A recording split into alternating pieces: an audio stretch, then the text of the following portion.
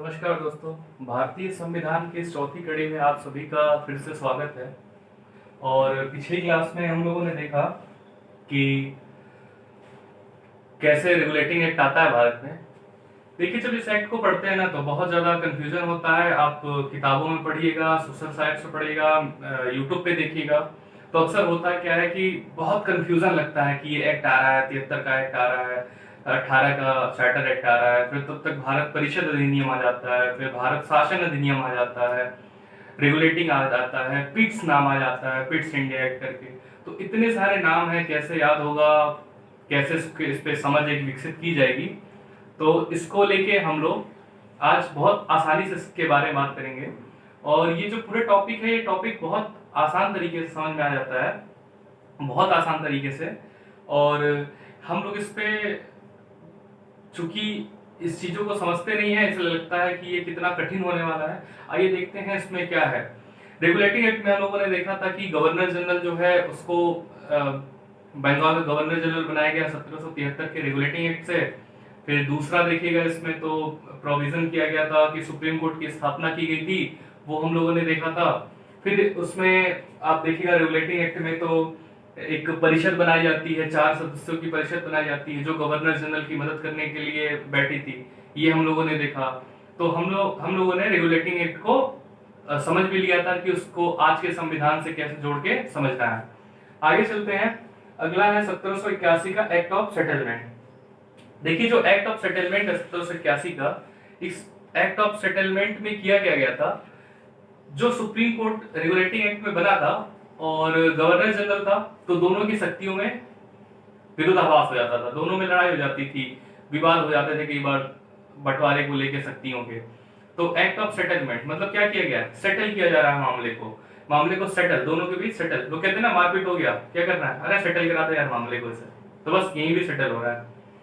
तो इसको सेटल किया गया और इसमें कहा गया कि सुप्रीम कोर्ट और गवर्नर जनरल दोनों की शक्तियां अलग अलग हैं, दोनों के कार्य क्षेत्र भी अलग अलग होंगे। तो ये इसमें किया गया।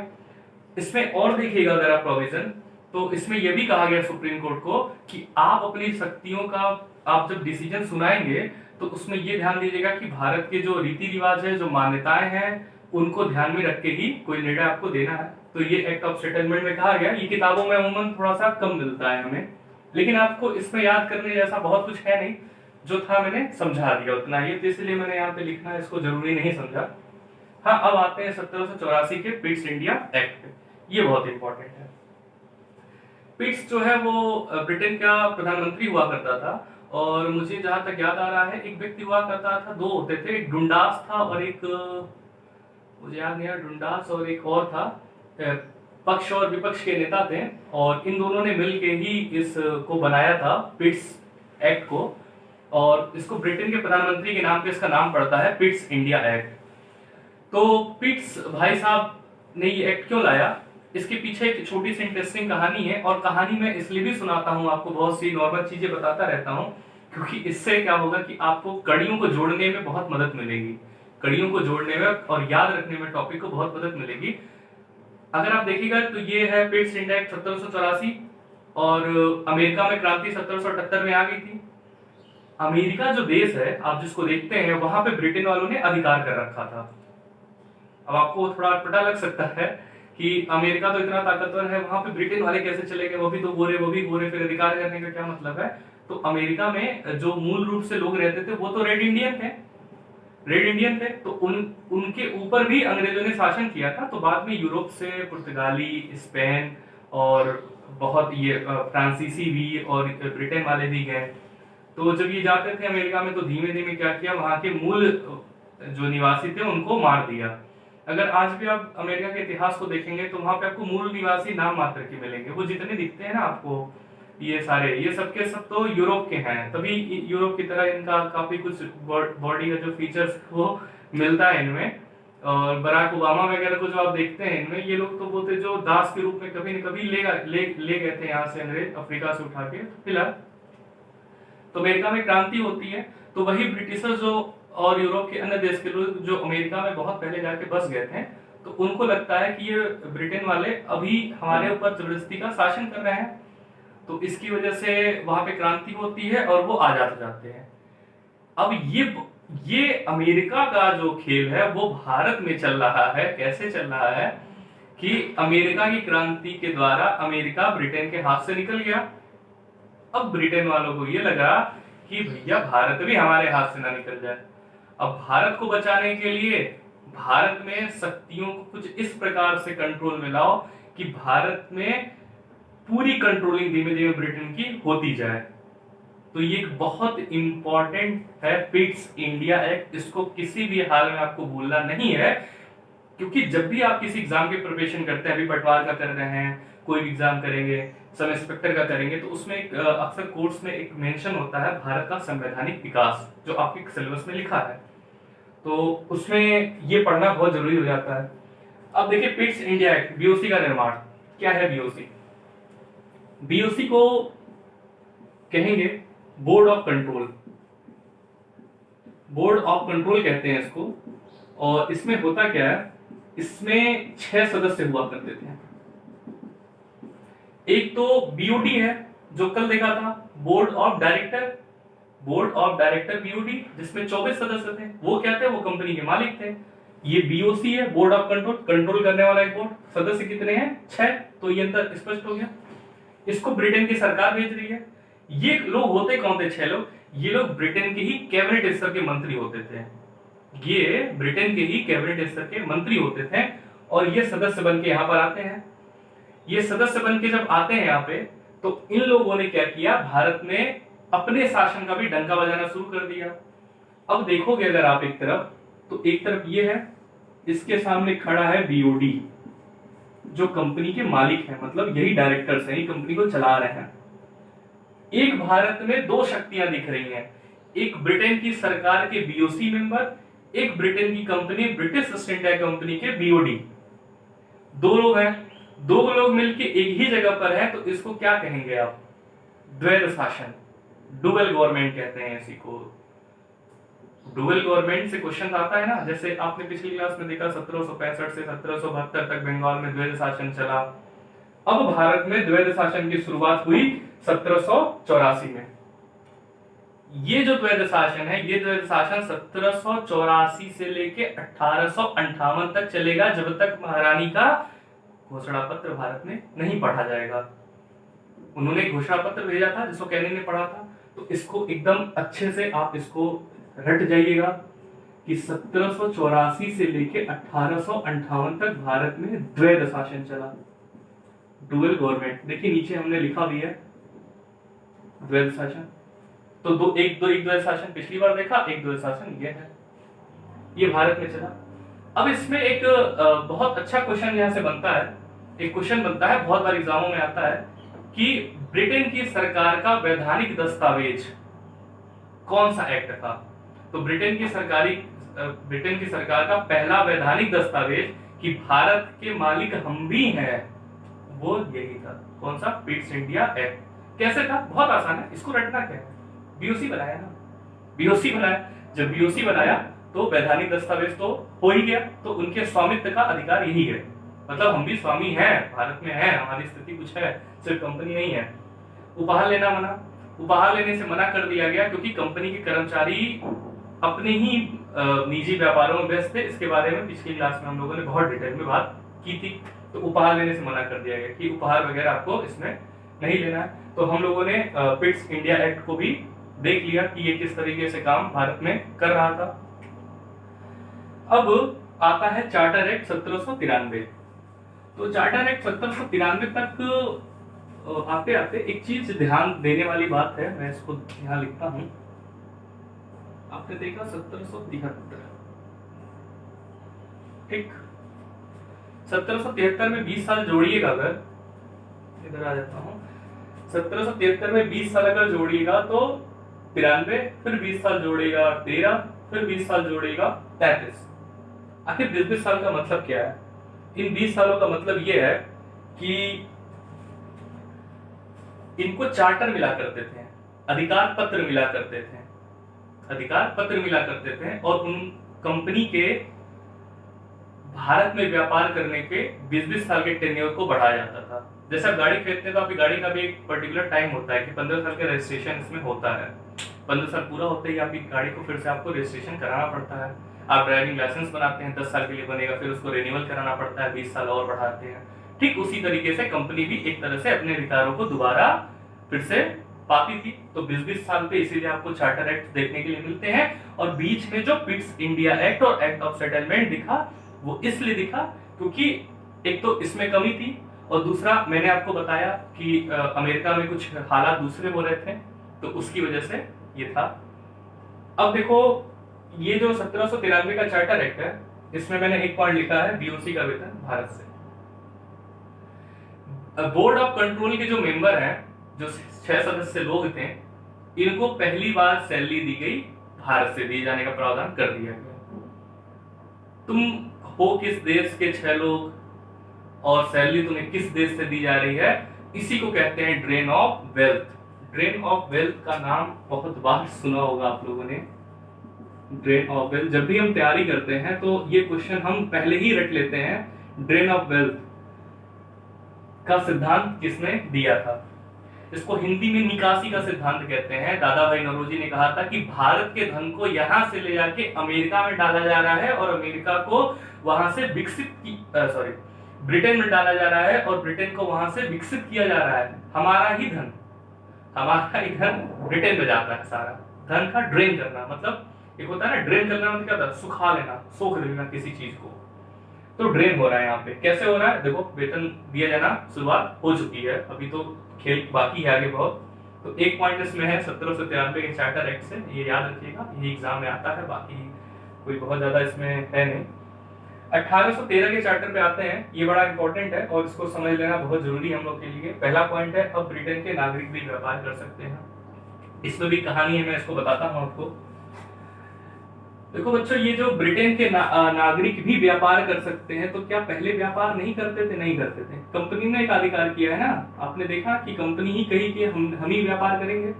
तो इससे क्या मतलब है? देखो, ये है ब्रिटेन, और चल गया यूरोप पूरा। ठीक, ये पूरा यूरोप हो गया, बड़ा सा एक आपका महाद्वीप है। ये आपका ब्रिटेन है, ब्रिटेन बोले यूके बोले, बातें की है। और बीच में है पानी, बीच में है पानी, और यहां पे है फ्रांस। ठीक, आप कहेंगे सर ज्योग्राफी में चले गए। ज्योग्राफी में नहीं गए हैं, इसको अगर आप समझ लेते हैं तो बड़े आसानी से चीजें याद हो जाएंगी, विजुअल करने में आसानी होती है। ये इंग्लिश चैनल है, ये फ्रांस के बीच में, जो सुनते होंगे इंग्लिश चैनल जाके पार किया, फलाना है, ढमका रहे हैं।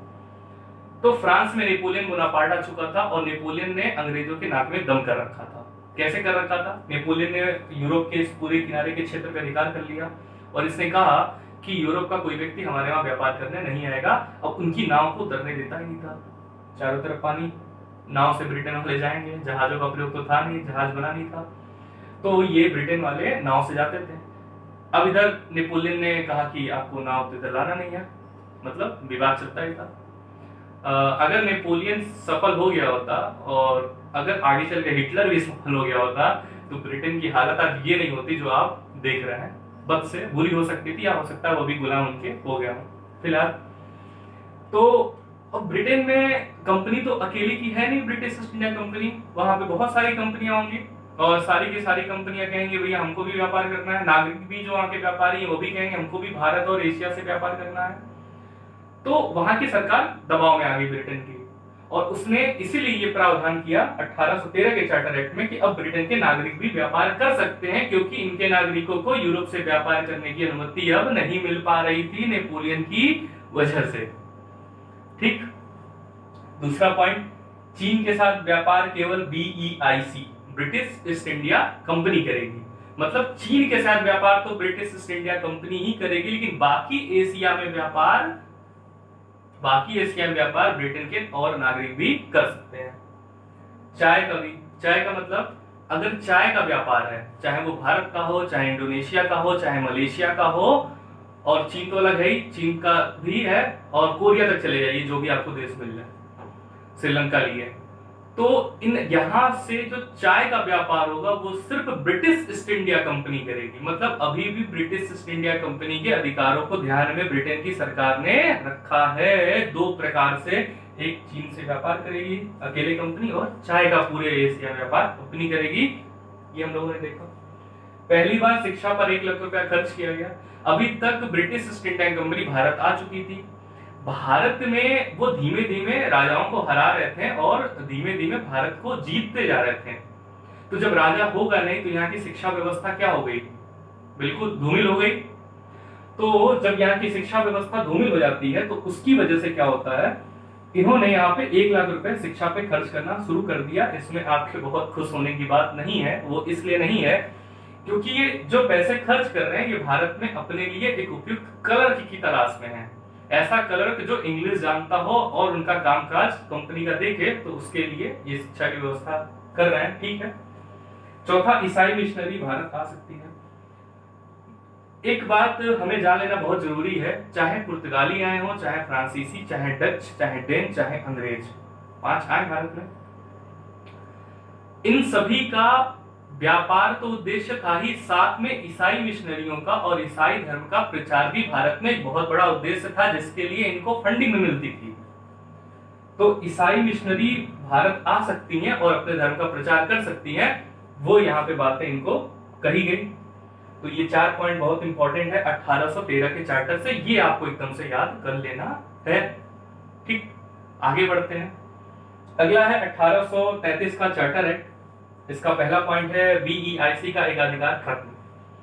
अब देखिए 20 साल बाद जो ब्रिटिश ईस्ट इंडिया कंपनी का कुछ अधिकार चीन और चाय का मिला था वो यहाँ पे आके खत्म कर दिया गया। और खत्म क्यों कर दिया गया, इसमें एक कारण यह भी है कि यूरोप की स्थिति बदल चुकी थी और अब कंपनी के शासन को धीमे धीमे सरकार समाप्त करना चाह रही थी और ब्रिटेन की गवर्नमेंट सीधे अब कंट्रोल में लेना चाह रही थी। तो कहा कि भैया आपका एकाधिकार अब भारत में सिर्फ व्यापार करने का नहीं रहेगा। और आप देखेंगे धीमे धीमे कंपनी के अधिकारों में कटौती होती जा रही है। ये हम भारतीयों के लिए बहुत अच्छी बात नहीं है, ये निराशाजनक बात है, क्योंकि अब ब्रिटेन की सरकार आप पे कंट्रोल करने जा रही है। ठीक, बंगाल का गवर्नर जनरल अब भारत का, इसको समझते हैं। ये दूसरा पॉइंट समझते हैं क्योंकि इसमें आप लोग पढ़ते हैं तो कंफ्यूजन बहुत ज्यादा होता है कि सर पहला गवर्नर जनरल बंगाल का कौन है, भारत का कौन है। तो इसको देखते हैं। देखो 1773 में जो रेगुलेटिंग एक्ट आ रहा है तो इस समय वारेन हेस्टिंग था। वारेन हेस्टिंग रेगुलेटिंग एक्ट के समय था 1773 में। तो वारेन हेस्टिंग जो रेगुलेटिंग एक्ट के समय था उसी को बंगाल का गवर्नर जनरल बनाया गया। वो सिर्फ बंगाल का गवर्नर जनरल था। जबकि 1833 के चार्टर में क्या किया गया, इस समय लॉर्ड विलियम बेंटिक भारत में नियुक्त था। 1829, 1830, 1831, 1832 तक विलियम बेंटिक बंगाल का ही गवर्नर जनरल था। तो एक प्रश्न यहां से भी बनता है कि बंगाल का अंतिम गवर्नर जनरल कौन था, तो विलियम बेंटिक था। लेकिन 1833 में विलियम बेंटिक जो था उसी के समय चार्टर एक्ट आता है और ये चार्टर एक्ट विलियम बेंटिक को कहता है कि तुम्हारा हो गया प्रमोशन और अब तुम कहलाए जाओगे क्या, भारत के गवर्नर जनरल। ये अंदर को समझा, यहाँ बंगाल का गवर्नर जनरल, यहाँ भारत का।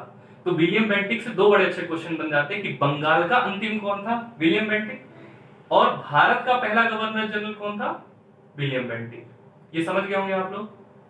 तो इसको समझते हुए चलना है, नहीं तो किताबों में खोजेगा और वैसे समझेगा तो बहुत कंफ्यूजन होता है। और यहाँ पे समझ के आपको ये अंतर पता चल रहा होगा। अब आगे चलते हैं। पहला विधि आयोग लॉ कमीशन बनाएगा। 1833 के चार्टर की जो तीसरी बहुत इंपॉर्टेंट बात है, पहला लॉ कमीशन भारत में बनाया जाता है और इस लॉ कमीशन का हेड बनाया जाता है लॉर्ड मैकाले को। लॉर्ड मैकाले वही जिसने कहा था कि भारतीयों को मैं ऊपर से देखने में ये भूरे रंग के उसी चमड़ी के कपड़े से वही दिखेंगे, लेकिन अंदर से मैं इनको यूरोपी अंग्रेज बना दूंगा।